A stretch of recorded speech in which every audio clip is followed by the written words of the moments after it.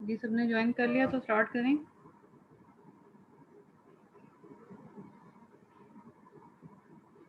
Yes ma'am.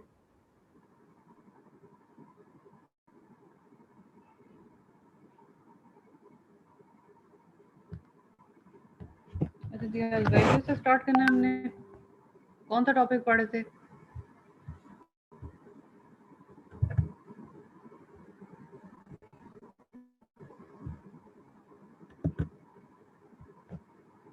मैं मेरे ख्याल में वो पीछे से है, वो नहीं अदर फैक्टर्स जो हैं। अदर रेट्स तक मैंने पढ़ा था। एक तो मैंने आपको रीडिंग असाइनमेंट दी थी ना। Yes ma'am. हाँ तो other personality attributes relevant to OB ये पढ़ने को बोला था। मैम इसमें जो सिचुएशन स्ट्रेंथ थ्योरी और टैट है उसके बारे में थोड़ा सा बता दें। किस पेज पे? मैम ये वैल्यूज वाले टॉपिक से ऊपर है।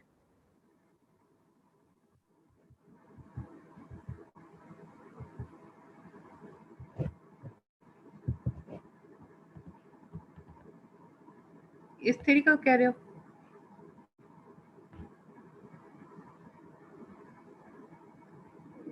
यस मैम ये।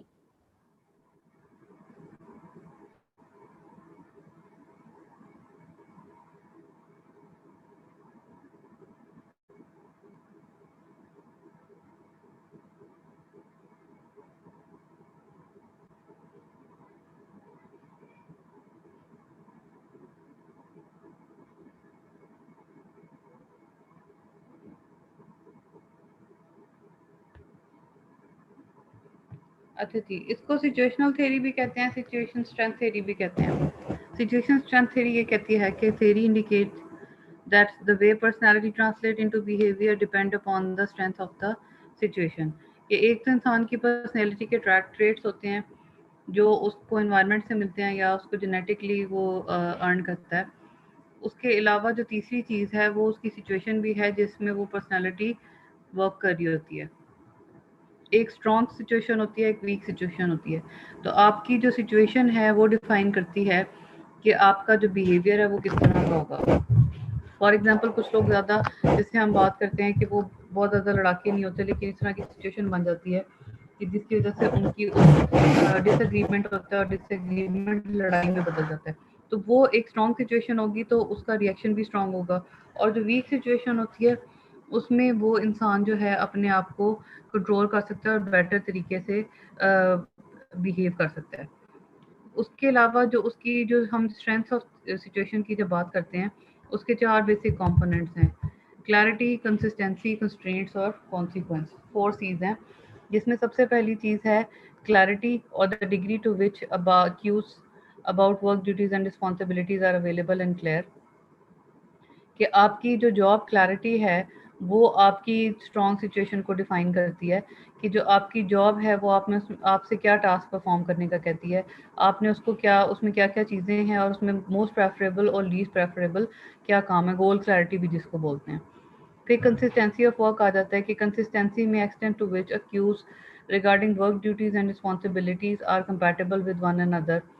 कि आपने जो भी काम करने हैं वो काम डिफरेंट तरीके के काम हैं या फिर उसमें कंसिस्टेंसी पाई जाती है, यानी एक काम दूसरे काम से रिलेटेड है। फॉर एग्जांपल अगर डॉक्यूमेंटेशन कोई बंदा करता है तो डॉक्यूमेंटेशन के अंदर उसको पता है कि उसने कहाँ से डॉक्यूमेंट रिसीव करने हैं, फिर उनको फाइल करना है, फिर उनको अरेंज करना है। तो ये कंसिस्टेंसी ऑफ वर्क आ जाती है।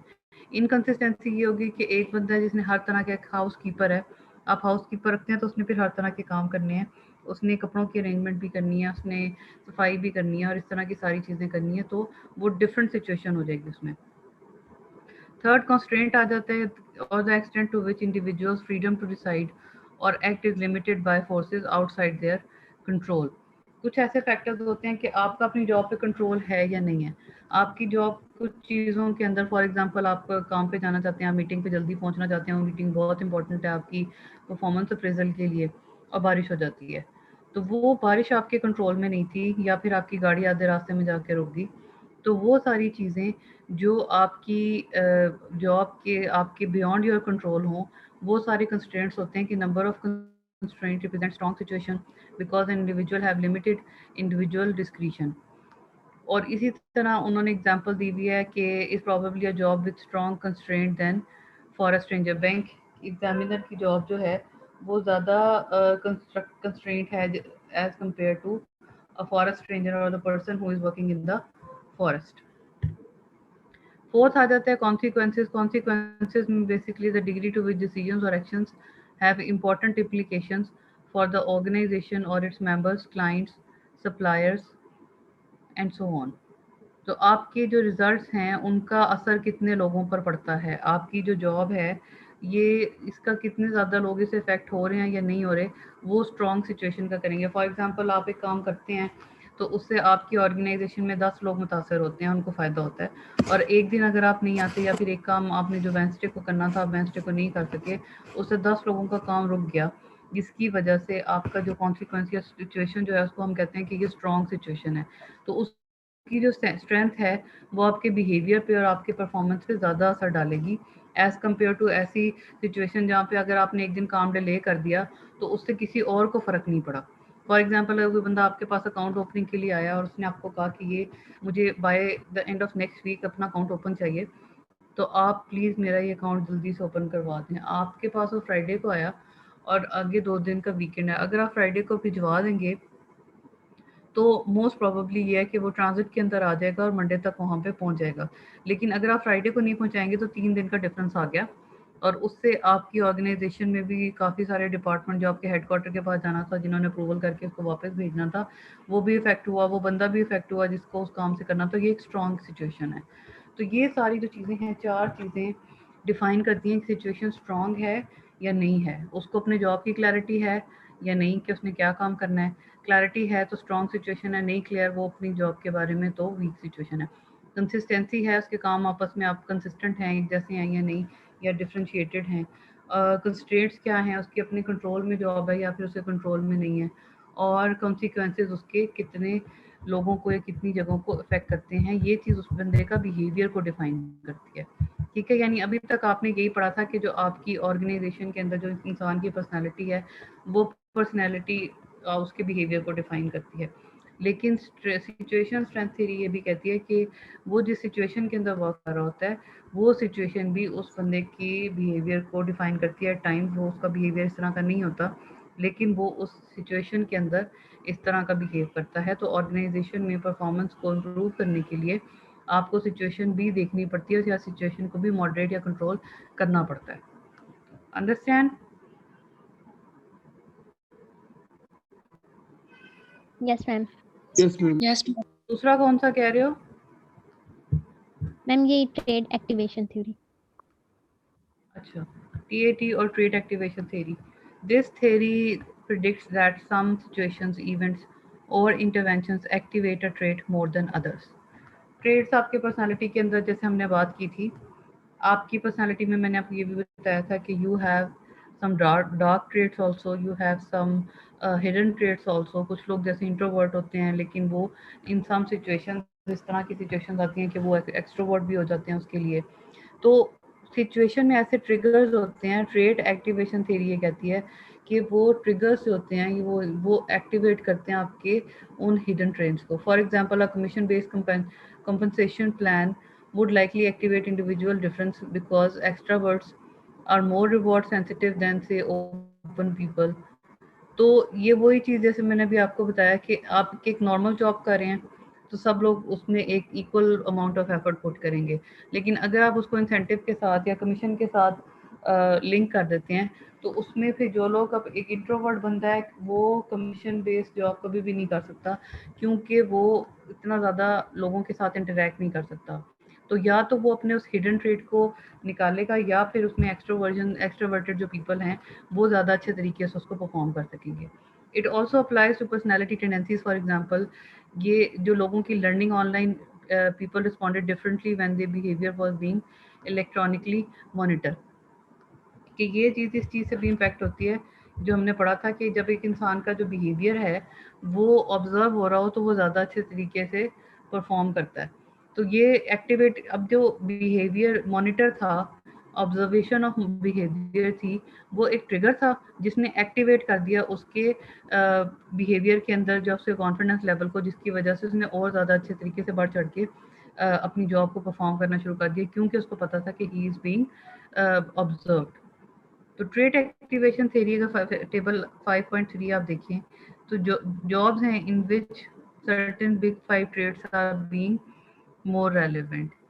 इसमें detail orientation required, job scoring high, the trait listed here should predict behaviour in the job. अब ये कौन कौन सी स्किल्स हैं जो उसमें नज़र आती हैं, जो आपकी एक सर्टन ट्रेट सर्टन सिचुएशन के अंदर हाईलाइट या एक्टिवेट हो जाता है, जिसमें एयर ट्रैफिक कंट्रोलर है, अकाउंटेंट है और लीगल सेक्रेटरी है। Social skills required, air traffic controller के लिए क्लर्जी है, अकाउंटेंट थेरेपिस्ट है और कंसर्ज है। कंपैटिटिव वर्क के अंदर कोच, फाइनेंशियल मैनेजर और सेल्स रिप्रेजेंटेटिव। इनोवेशन रिक्वायर्ड के अंदर एक्टर, सिस्टम एनालिस्ट और एडवर्टीजमेंट और writing. Dealing with angry people, correctional officer, telemarketer और flight attendant. Time pressure, broadcast news analyst, editor and airline pilot। तो ये वो वाली जॉब्स हैं कि जो हमने जॉब्स पढ़ी। Job scoring high, the trait listed hair should predict behaviour in this jobs, कि ये वाला ट्रेट है जो आपकी for example social skills required होंगी। वो क्लर्जी वो कहते हैं, ये जो क्लर्जी और कंसर्ज वो होते हैं, ये जो तबलीग करते हैं ना क्रिश्चियनिटी के अंदर, ये वो लोग होते हैं जिनको ये पादरी बोलते हैं आई थिंक वो। और थेरेपिस्ट जो लोगों की बेसिकली थेरेपी करेगा, तो इसको सोशल स्किल्स ज़्यादा रिक्वायर्ड होंगी और वो एक्टिवेट होंगी इन जॉब्स के अंदर। कंपैटिटिव वर्क रिक्वायर्ड होता है कोच के लिए, क्योंकि कोच अब डिफरेंट लोगों के साथ डील कर रहा होता है, उसमें उनको बैलेंस रखना होता है। फाइनेंशियल मैनेजर के लिए और सेल्स रिप्रेजेंटेटिव के लिए। फिर इनोवेशन कहाँ रिक्वायर्ड होती है, एक्टर के लिए सिस्टम एनालिस्ट है, एडवर्टीजमेंट है और राइटर है। यहाँ पे ये इनका ट्रेट है जो एक्टिवेट करना ज़रूरी होता है। इनकी पर्सनैलिटी का एक ट्रेट ओवर डोमिनेट करता है बाकी सारी चीज़ों को। फिर दूसरा आ जाता है job scoring low, the trait listed hair should not predict behaviour in these jobs. For example अब इनमें कौन कौन से ट्रेड्स की बात की गई है, जिसमें डिटेल्ड ओरिएंटेशन रिक्वायर्ड है, फॉरेस्टर, मसूस और मॉडल। इसमें आपको ओरिएंटेशन नहीं रिक्वायर्ड होती। फिर सोशल स्किल्स रिक्वायर्ड होती हैं, software engineer, pump operator, broadcast और टेक्नीशियन। यानी यहाँ पे ये स्किल्स लो हैं, यहाँ पे ये ट्रेड रिक्वायर्ड नहीं होगा उस जॉब को परफॉर्म करने के लिए।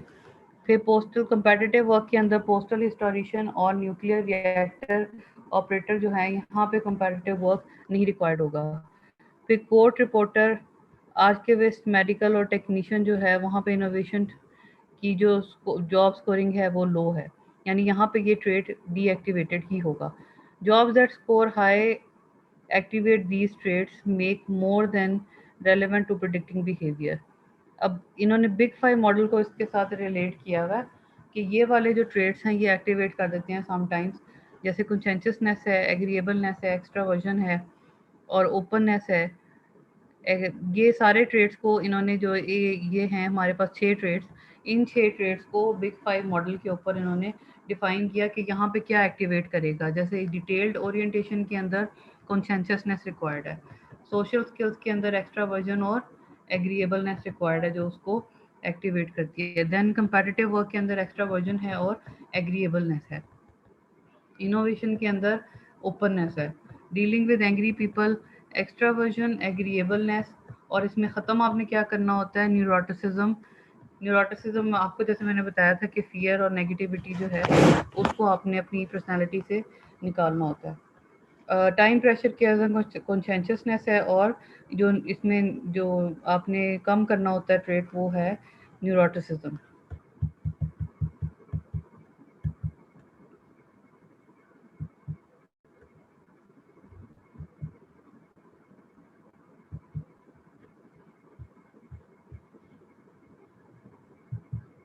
अगेन जो टीएटी है इसके साथ सिचुएशन का हमारी ताल्लुक होता है। अगर हमारी अच्छी पॉजिटिव सिचुएशन हो तो it can be helpful, but in negative position लोग जो हैं प्रो सोशल जो टेंडेंसीज हैं उनको एग्जिबिट नहीं करते।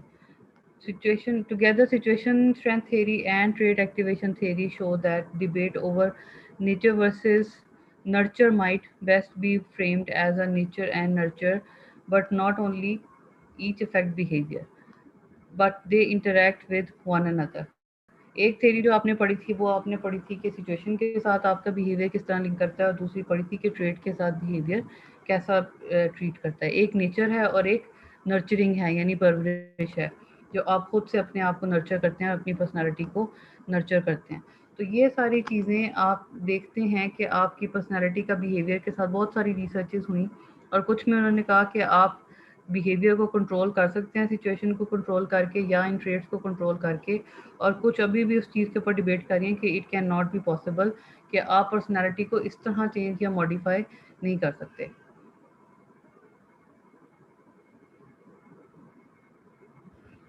ठीक है.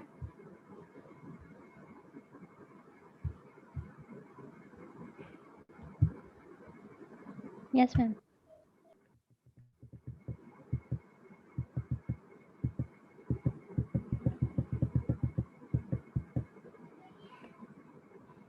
Next we have values. Values को आप कैसे डिफाइन करते हैं?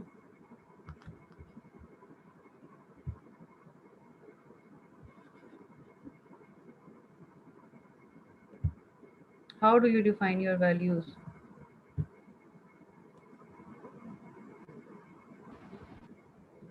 मैम बिलीफ सिस्टम हो सकता है किसी हर इंडिविजुअल का अलग से, जिसके ऊपर वो एक्ट कर, जो मतलब आपके स्टैंडर्ड्स होते हैं बिहेवियर के, कैसे आपने एक्ट करना होता है. यस मैम, नॉर्म्स वगैरह. सही. बेसिकली अगर आप हम अपने बिलीफ सिस्टम की बात करते हैं तो उसमें दो चीज़ें होती हैं, आपकी वैल्यूज़ होती हैं और नॉर्म्स होती हैं. नॉर्म्स तो basically is the way of doing things around, कि आप काम कैसे करते हैं. और फिर वैल्यूज़ को सिंपल वर्ड्स में अगर कहा जाए तो values can be rights and wrongs of a place or of a person depending upon the culture they are working in. जिस कल्चर में लोग काम कर रहे होते हैं, बेसिकली होता यह है कि जो ह्यूमन बीइंग है, एक इंसान जो है, अरिस्टोटल ने ये कहा था कि human is a social animal.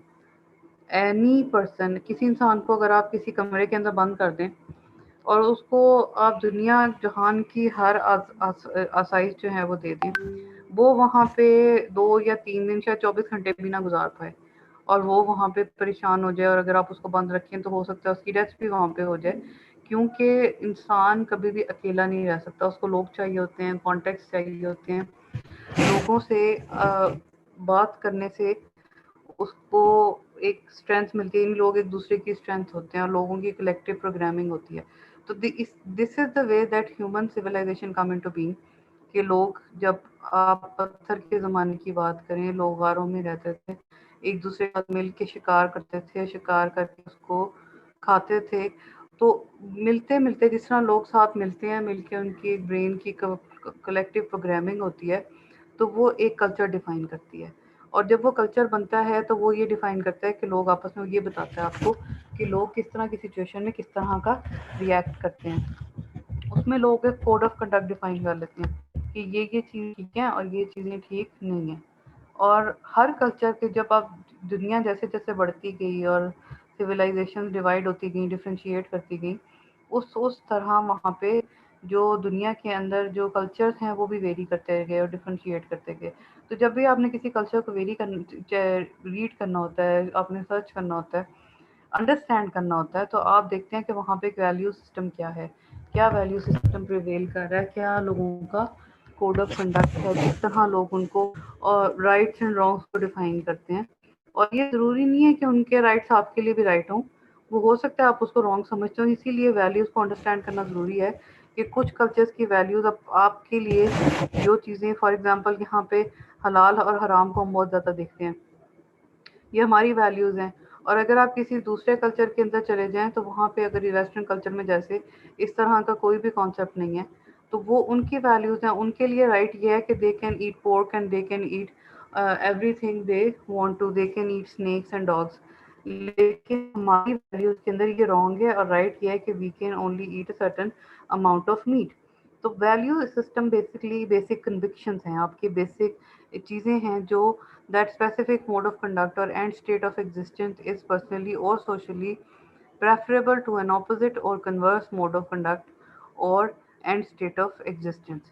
कि आप एक चीज़ डिफाइन कर लेते हैं, एक लिस्ट बना लेते हैं, जैसे मैंने आपको बताया कि you define and you make a list of the right things to be conducted, code of conduct, कि उसका एंड रिजल्ट क्या होगा, और एक रॉन्ग थिंग्स की लिस्ट बना लेते हैं कि ये चीज़ें जो आप करेंगे इसका जो रिजल्ट है या जो इसका अंजाम है वो आपके लिए अच्छा नहीं होगा।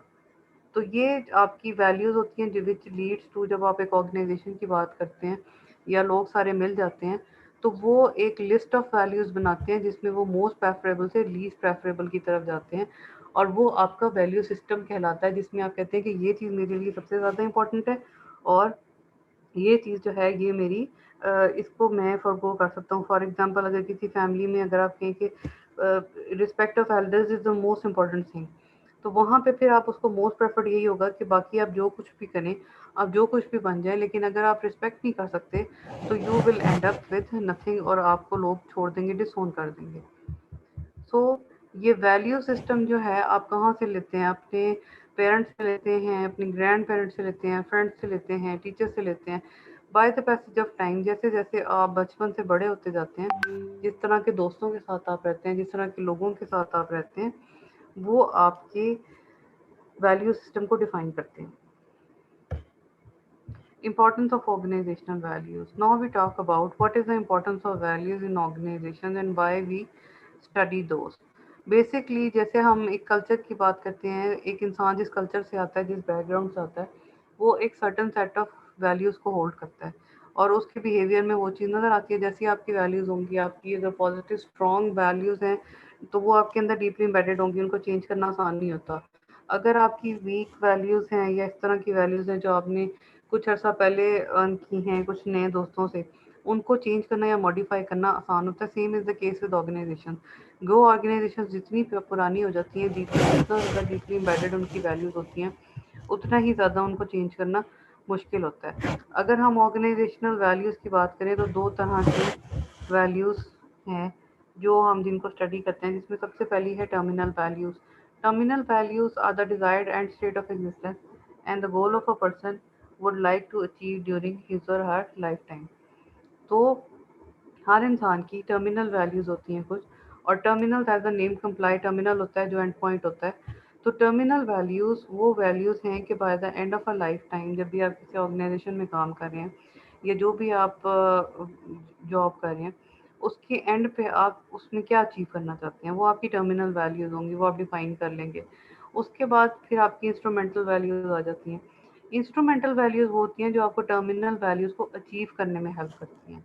Preferable modes of behavior or means of achieving one's terminal value. For example, आप कहते हैं कि you want to end up with a bureaucrat, bureaucracy आप करना चाहते हैं, तो उसके लिए फिर आपको CSS करना पड़ेगा। तो CSS करने के लिए आप अपनी एक टर्मिनल वैल्यू बना लेते हैं कि आपने उसको अचीव करना है और सक्सेस गेन करना है। तो उसके लिए फिर अगर आपको सुबह को देर से उठने की आदत है, फॉर एग्जांपल आप 11-12 बजे उठते हैं, उसके बाद आप 2 घंटे टीवी देखते हैं, उसके बाद फिर आप कहते हैं हम 1-2 घंटा पढ़ाई पे लगा लें, तो ये आपकी वैल्यूज़ आपको आपकी टर्मिनल वैल्यूज़ को अचीव करने के लिए कभी भी हेल्प नहीं करेंगी, क्योंकि आपकी इंस्ट्रूमेंटल वैल्यूज़ आपकी टर्मिनल वैल्यूज़ के साथ कॉन्फ्लिक्ट करती हैं, कॉन्ट्राडिक्ट करती हैं। तो उसके लिए ज़रूरी है कि आप अपनी टर्मिनल वैल्यूज़ को अचीव करने के लिए इंस्ट्रूमेंटल वैल्यूज़ को चेंज करें। अपनी रूटीन आपको चेंज करनी पड़ेगी, आपको अपनी जो टाइमिंग्स हैं वो चेंज करनी पड़ेंगी, ताकि आप उसको अपनी जो टर्मिनल वैल्यूज़ हैं उनको अचीव कर सकें और सक्सेस कर सकें। ठीक है। Some examples of terminal values are prosperity, economic success, freedom, health and well-being, world peace, meaning in life.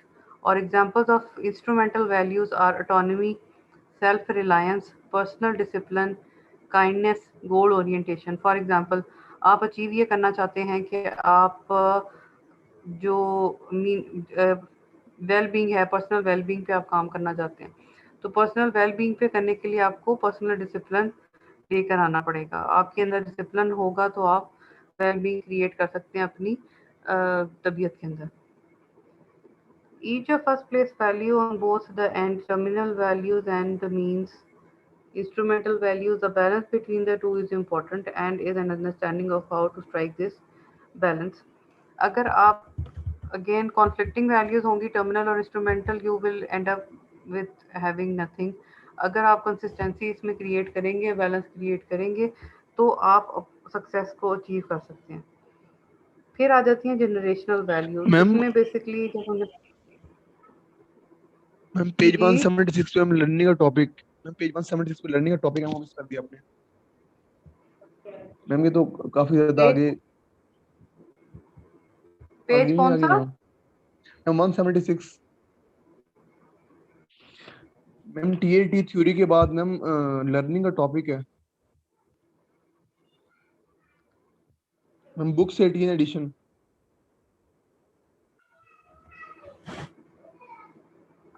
इसमें तो नहीं है. अब आप बुक से पढ़ रहे हो या इधर से पढ़ रहे हो? मैंने तो सामने बुक मैम पढ़ा था. अच्छा. मैंने कहा शायद इसमें आपको पता चल जाए. नहीं, मुझे पता है. असल में मसला ये हुआ था कि मैं ये एक मेरी क्लास है जो ट्रिपल पी की, उनके पास बुक्स है ही नहीं, तो ये यही वाली वो बुक फॉलो कर रहे हैं. तो जब मैंने उनको ये टॉपिक पढ़ाया था लर्निंग का, मैंने उन्हें आधा टॉपिक पढ़ा दिया. जब मैंने आधा टॉपिक पढ़ा दिया तो उन्होंने मुझे बताया कि मैडम ये तो जो ऑनलाइन बुक आपने एडिशन दिया है ना, इसमें तो ये वाला टॉपिक ही नहीं है. वो जो फिजिकल बुक्स आप लोगों के पास हैं उनके अंदर टॉप, मेरे पास भी यही मसला है. मेरे पास बुक में वो टॉपिक था, मैंने इधर से नहीं देखा, और इसके अंदर वो पूरा टॉपिक ही उन्होंने स्किप कर दिया है. तो वो मैं आपको पढ़ा दूं. हम भी नहीं करते मैम, हम लोग इधर से ही कर रहे हैं. अच्छा, हम लोग इधर से कर रहे हैं. किधर से? ये बुक से ऑनलाइन वाले से. अच्छा, उसके अंदर है सिर्फ 3 थ्योरीज हैं, वो भी मैं आपको पढ़ा दूंगी. वैल्यूज का टॉपिक से पहले मुझे पता है लर्निंग का टॉपिक है, उसमें मैं कैलेंडर, वो मैस्लोज की जो थ्योरी है उसमें वो बीच में दी हुई है. Learning theory, social learning theory और रीइंफोर्समेंट थ्योरी है. तो वो मैं आपको करवा दूंगी. मैंने ग्रुप में 18 एडिशन सेंड किया था मैम, हम आपको ओपन कर लें. ये वही है. ये 18 की है बेटा. Okay ma'am. ये 18th एडिशन है, लेकिन इस एडिशन के अंदर वो लर्निंग वाला टॉपिक नहीं है.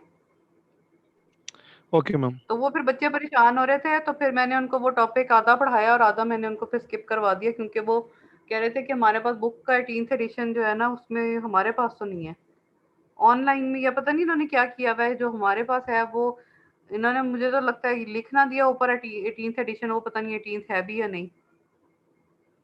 जो इन्होंने yes, ये पायरेटेड हो बुक्स होती हैं yes. एक तरह से, ये वो ओरिजिनल बुक्स तो होती नहीं है.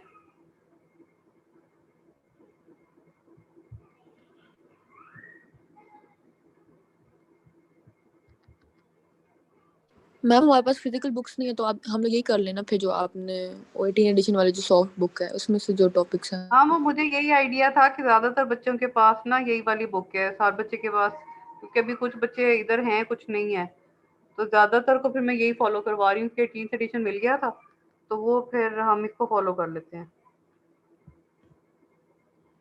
वैसे बुक में और इसमें फर्क कोई नहीं है, सिर्फ एक जो है ना, ये पहली दफा ही मुझे एक डिफरेंस इसमें नजर आया है एक टॉपिक का.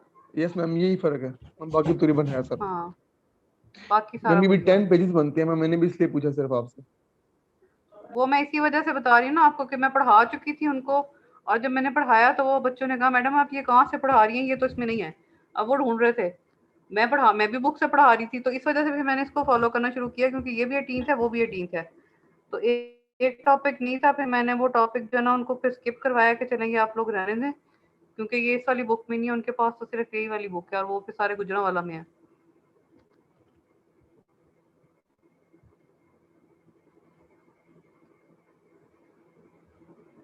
अच्छा जी, जनरेशनल वैल्यूज. अब हम जो बेसिकली आप वैल्यूज को कोई इस तरह एक बंदे के इतने अरबों लोग हैं, और आप हर बंदे की जब आप वैल्यू सिस्टम खोलेंगे तो वो आप नहीं बता सकते कि हर बंदे की वैल्यू दूसरे बंदे से डिफरेंट होती है, क्योंकि हर बंदे की पर्सनालिटी डिफरेंट होती है. तो बेसिकली साइंटिस्ट ने या रिसर्चर्स ने क्या किया कि उन्होंने कैटेगराइज कर लिया चीज़ों को, जिनकी बेस पे वो वैल्यू सिस्टम को स्टडी करते हैं.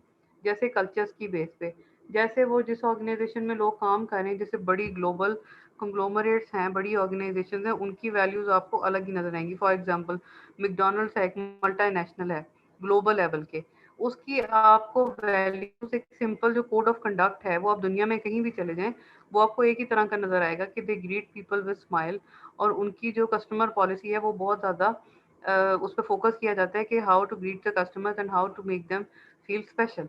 तो इस तरह की जो चीज़ें हैं वो ऑर्गेनाइजेशंस की बेस पे या उनके कल्चर की बेस पे की जाती हैं, या फिर जो रिसर्चर्स हैं उन्होंने जनरेशंस को निकाला, जो हम जैसे जनरेशन वाइज स्टडी करते हैं लोगों को, baby boomers and generation X, generation Y, और फिर मिलेनियल्स जो अब की जो जनरेशन है 1980 से लेके 2000 तक जो भी बच्चे पैदा हुए वो मिलेनियल्स कहलाते हैं।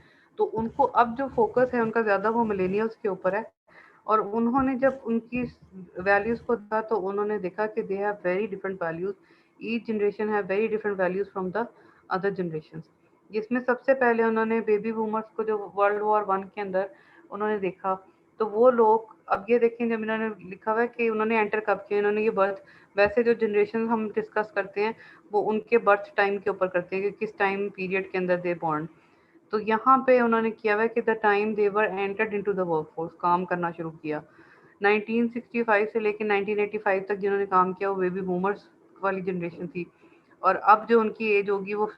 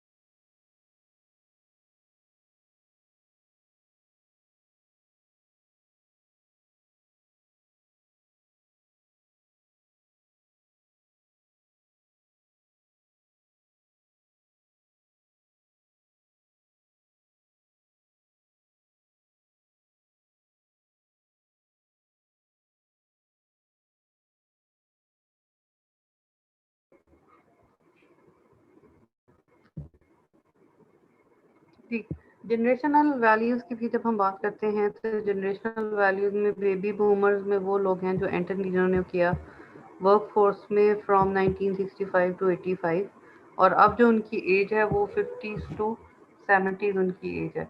जो उनकी डोमिनेंट वर्क वैल्यूज़ थी, सक्सेस ओरिएंटेड, अचीवमेंट ओरिएंटेड थे, एम्बिशियस थे, dislike of authority, loyalty to career. अब ये वो लोग हैं जो शायद अगर अब आपके ग्रैंड पेरेंट्स की एज के होंगे और अपने ग्रैंड पेरेंट्स से आप सुनते होंगे कि उनके टाइम के ऊपर इतना ज़्यादा जो नफ्सा नफसी का आलम नहीं था, उनको बहुत ज़्यादा कंपटीशन नहीं था, कंपटीशन ओरिएंटेड नहीं थे। उनको एक पोजीशन अगर मिल जाती थी तो they hold on to that position. वो ऐसे नहीं करते थे कि एक जॉब अगर कर रहे हैं तो they kept their loyalty to the boss.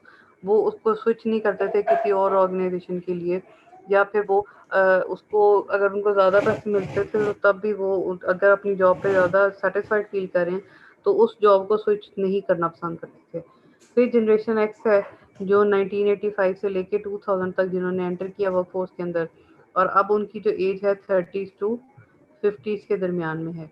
तो अप्रॉक्सीमेटली करंट एज जो इनकी है वो 30s टू 50s है, मिड 30s।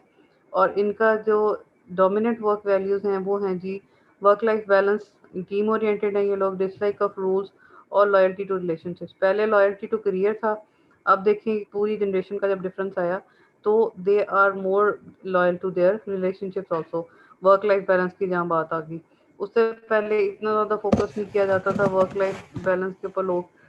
लोगों को क्योंकि ह्यूमन रिसोर्सेज के ऊपर इतना ज़्यादा फोकस नहीं किया जाता था, पर्सनल मैनेजमेंट थी, लोगों को एक मशीन समझा जाता था जो इनपुट कन्वर्ट करती है आउटपुट के अंदर, और उनकी फीलिंग, बिलीफ, फैमिली लाइफ और वेल बीइंग के ऊपर फोकस नहीं करती थी ऑर्गेनाइजेशन। और फिर आ जाते हैं मिलेनियल्स। मिलेनियल्स वो लोग हैं जिन्होंने 2000 के बाद आज तक जिन्होंने जॉब में एंटर किया, और जो अब वो अपनी एज, उनका एज लिमिट है वो अपने 30s में या मिड 30s के अंदर वो लोग होंगे। अब अगर मिलेनियल्स की बात करें तो फिर वो कॉन्फिडेंट हैं, फाइनेंशियली सक्सेस उनको वो फोकस करते हैं, सेल्फ रिलायंट है but team oriented, and loyalty to both self and relationships. ये वो जनरेशन है कि जो वर्क लाइफ बैलेंस के ऊपर भी काम करती है but they also work on their self. ये वो लोग हैं कि जो अगर अर्न करते हैं तो they also want to spend on themselves, they want to wear nice clothes, they have to अब लोगों का ज़्यादा फोकस है अपनी हेल्थ के ऊपर, लोगों का ज़्यादा फोकस है अपनी वेलबींग के ऊपर, लोगों का ज़्यादा फोकस है अपनी पर्सनालिटी डेवलपमेंट के ऊपर भी। So if they work for a job, they also have to work for their own personality and their own personal spiritual growth.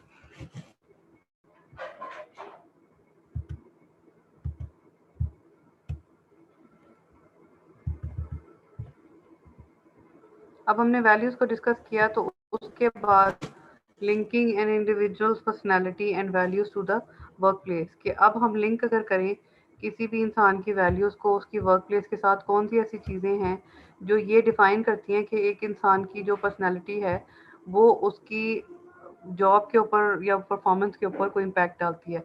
तो क्या चीज़ है जो जॉब में, दो थेरीज हैं। First part of the theory is personal job, person job personality and job fit theory, and the other is called person organization fit. Personal,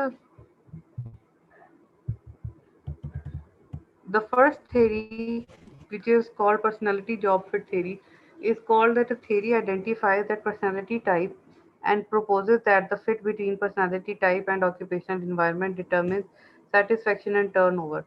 आपने जो MBTI भी किया, मेयर-ब्रिग्स टाइप इंडिकेटर जो पर्सनालिटी टेस्ट था, उस test के अंदर भी हमने यही डिफाइन किया कि एक इंसान की पर्सनैलिटी जो है उसके लिए कुछ सर्टन करियर्स हैं जो वो जिनको वो करे तो वो सूटेबल हैं, और सर्टन करियर्स ऐसे हैं जिनको वो अवॉइड करे तो उसके लिए बेहतर है, उसकी पर्सनैलिटी के साथ वो सूट नहीं करते। फॉर एग्जांपल अगर एक बंदा आर्टिस्टिक है तो वो अगर कोई एनालिस्ट जॉब करेगा तो वो उस जॉब को सही तरीके से नहीं कर सकेगा। इसी तरह हॉलैंड ने टिपोलॉजी एक डेवलप की थी, उसने कहा था कि देयर आर 6 वोकेशनल पर्सनालिटीज, जिनको कहते हैं वोकेशनल इन्वेंटरी भी कहते हैं, कि there are 6 different personality types, और वो पर्सनालिटी टाइप्स के जो कैरेक्टरिस्टिक्स हैं वो कॉन्ग्रेंट हैं या फिर वो मैच करते हैं सर्टन ऑक्यूपेशंस के साथ। जिसमें सबसे पहले जो पर्सनालिटी टाइप है दैट इज रियलिस्टिक। रियलिस्टिक कौन लोग होते हैं? Realistic prefer physical activities that require skill, strength and coordination. Realistic लोग वो होते हैं जो प्रैक्टिकली अपने हाथ से काम करना पसंद करते हैं, जो काम स्ट्रेंथ उनको दे, जो जिसमें वो यूज करें, अपनी स्किल यूज करें और कोऑर्डिनेशन को यूज करें, ब्रेन एंड बॉडी की कोऑर्डिनेशन।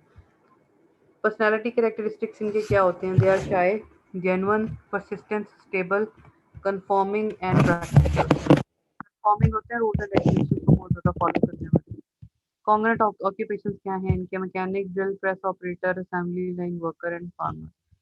दूसरी टाइप आ जाती है investigative. Investigator prefer activities that involve thinking, organising and understanding. Analytical personality type है इसकी, ओरिजिनल है, क्यूरियस है और इंडिपेंडेंट है। इनके ऑक्यूपेशन कौन कौन से हैं? बायोलॉजिस्ट, इकोनॉमिस्ट, मैथमेटिशियन और न्यूज़ रिपोर्टर। तीसरी पर्सनालिटी टाइप आ जाती है social. Social prefer activities that involve helping and developing others, जो लोगों से रिलेटेड होता है, जिसमें सोशेबल है, फ्रेंडली है, कोऑपरेटिव है एंड अंडरस्टैंडिंग है, जो working with and through people. Social worker, teacher, counsellor, clinical psychologist. सारी जॉब्स वही हैं जो लोगों से रिलेटेड हैं, तो they are good in job where they have to deal with different kind of people. फिर कन्वेंशनल आ जाते हैं। Conventional prefer rule regulated orderly and unambiguous activities। Rules and regulations को फॉलो करते हैं, स्टेटस को पसंद करते हैं और ऐसी एक्टिविटीज जिसमें कोई भी एम्बिग्विटी ना हो, क्लियर कट पाथ हो, वो इसको पसंद करते हैं। ये कंफर्मिंग होते हैं, एफिशिएंट होते हैं, प्रैक्टिकल होते हैं, अनइमेजिनेटिव और इनफ्लेक्सिबल। ट्रेडिशनल लोग भी बेसिकली इनको कहा जाता है रिवायती, जो बहुत ज़्यादा रिवायत के साथ जुड़े हुए हों, तो वो रूल्स एंड रेगुलेशन को पसंद करते हैं, एफिशिएंट होते हैं, प्रैक्टिकल होते हैं, लेकिन अनइमेजिनेटिव होते हैं और इनफ्लेक्सिबल होते हैं, अपने आप को चेंज नहीं करते।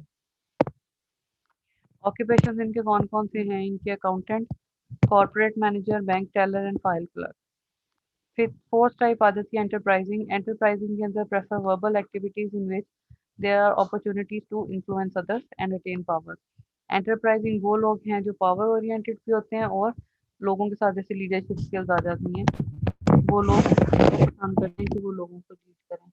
सेल्फ कॉन्फिडेंट हैं, विशियस हैं, एनर्जेटिक हैं और डोमिनियरिंग हैं कि लोगों को पे हुक्म चलाना पसंद करते हैं, उनको इन्फ्लुएंस करना पसंद करते हैं। इसमें आ जाते हैं जी lawyer, real estate agents, public relation specialist और small business managers. Artistic. Artistic वो पर्सनालिटी टाइप है, अब इसमें से किसी न किसी एक पर्सनालिटी टाइप में आप फॉल कर रहे होंगे। आर्टिस्टिक में देखें तो prefer ambiguous and unsystematic activities that allow creative expression. इसमें आ जाते हैं जी imaginative, disorderly, idealistic, emotional and impractical. इसमें ये बिल्कुल ऑपोजिट है